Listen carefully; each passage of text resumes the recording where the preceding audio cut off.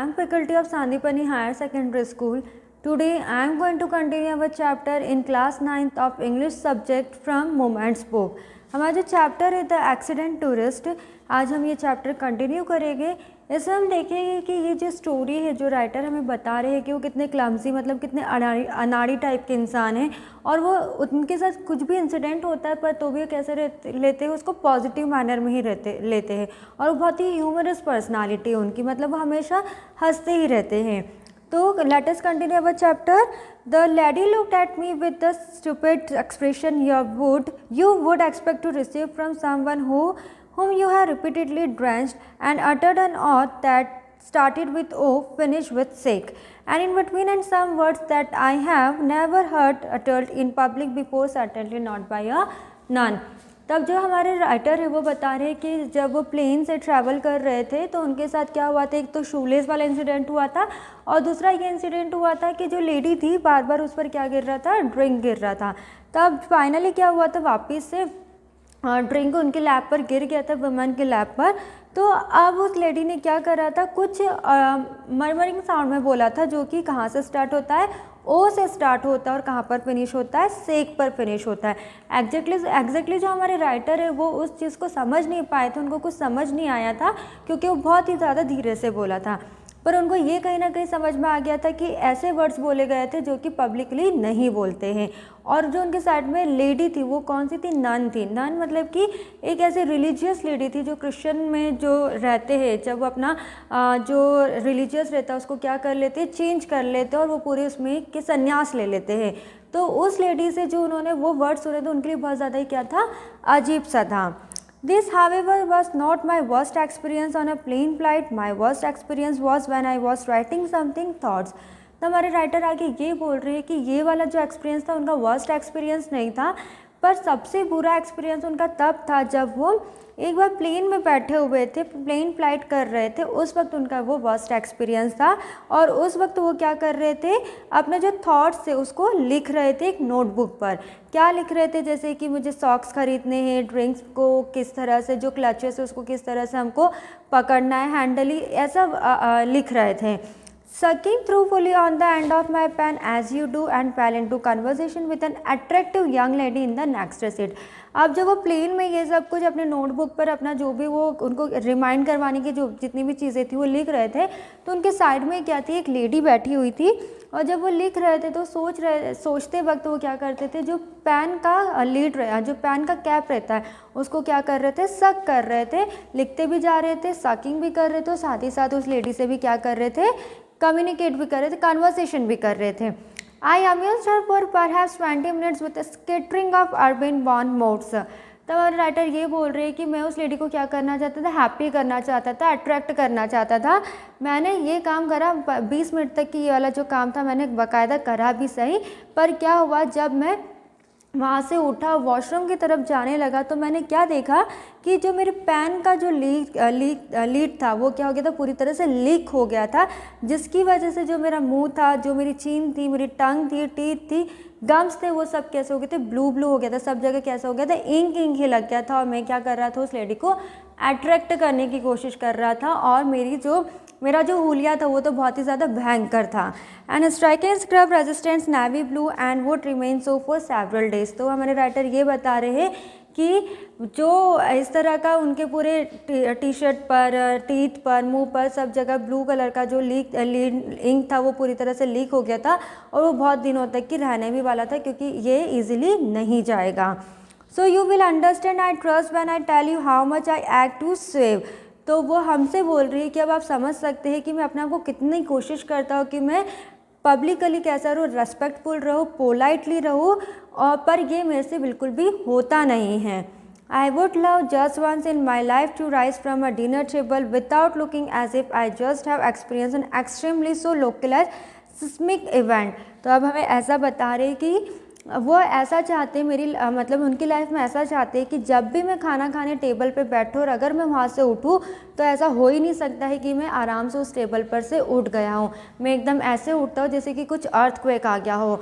मतलब कि जब मैं डाइनिंग टेबल पर से खाना खाने के लिए खाना खा के उठता हूँ तो जितनी भी चीज़ें रहती सब तितर बितर हो जाती है, जो टेबल पर चीज़ें रहती नीचे हो जाती, जो मेरा हुलिया रहता वो भी अलग ही हो जाता है। तो वो कह रहे हैं कि मतलब कि मेरी जो पर्सनालिटी वो इसी तरह की, मैं कितना भी कोशिश करूँ पोलाइटली रहने का, रिस्पेक्टफुल रहने के लिए, पर मेरे से ये हो ही नहीं पाता है। एक बार की और एक्सपीरियंस हमसे शेयर कर रहे हैं। I have just experience an extremely without living 14 inches of coat outside wear light coloured trousers. अब वो ये बता रहे हैं कि जब भी मैं कार में बैठता हूँ तो ऐसा हो ही नहीं पाता है कि मेरे जो आधे कपड़े रहते हैं वो बाहर की तरफ ही लटकते हुए दिखते रहते हैं। मुझे समझ में नहीं आता है कि मैं कब अंदर बैठ जाता हूँ, मेरे जो कपड़े रहते हैं वो, मैं कार का गेट भी लगा लेता हूँ उसके बावजूद भी मेरे कपड़े हवा में ही उड़ते रहते हैं। और जो लाइट कलर के ट्राउज़र्स जो मैं पहनता हूँ वो मैं बड़ी मुश्किल से पहनता हूँ, और अभी तक भी इतने जो लाइट कलर के ट्राउज़र्स है उस पर बहुत सारे स्टेन्स है, जैसे कि च्विंगम का है, आइसक्रीम का है, कफ सिरप का है, मोटर ऑयल का है, but it is not to be me. तो जब वो लाइट कलर के ट्राउज़र्स पहनते तो उनके लिए बहुत बड़ा टास्क होता है कि वो उस ट्राउज़र को क्या करके रखे, संभाल के रखे, क्योंकि वो हमें ऐसा बता रहे हैं कि जब वो लाइट कलर के ट्राउज़र्स पहनते हैं तो उसमें बहुत सारे स्टेन्स लगे हुए हैं, जैसे कि च्विंगम का लगा है, कभी आइसक्रीम का लगा, कभी सिरप का लगा है। तो ये जो लाइट कलर के ट्राउज़र्स है ये मेरे लिए तो बिल्कुल भी बने हुए नहीं हैं। Then now on planes when the food is delivered my wife says, अभी वो कहाँ पर जा रहे हैं, वो अभी भी प्लेन में ही है। तो अब बता रहे हैं कि जब प्लेन में फूड डिलीवर हुआ तो जो मेरी वाइफ है वो मेरे बच्चों को बोलती है कि अब जो फूड डिलीवर हुआ है तो उसमें जो बाउल्स है उसके ऊपर जो लिड्स रखी हुई है, लगी हुई है, उनके ढक्कनों को बच्चों को बोलती है कि तुम आराम से उठाना, अगर डैडी उठाएंगे, पापा उठाएंगे तो ये क्या करेंगे, पूरा तितर बितर कर देंगे, तुमको भी क्या करेंगे, पूरे उसका जो सूप है तुम्हारे ऊपर आ जाएगा, जितना भी खाना है तुम्हारे ऊपर आ जाएगा, और साथ में अपने आप को भी खराब कर लेंगे। या तो फिर तुम एक काम करो, उनके बच्चों को बोलती है उनकी वाइफ के, या तो तुम एक काम करो हुड पहन लो ताकि तुम मैशी होने से क्या हो सके, बच सको। क्योंकि अब जो डैडी है वो क्या करने वाले हैं, daddy about to cut his meat, of course this is only when I am flying with my family, when I am on my on I don't drink eat or lean over to tie my shoe laces.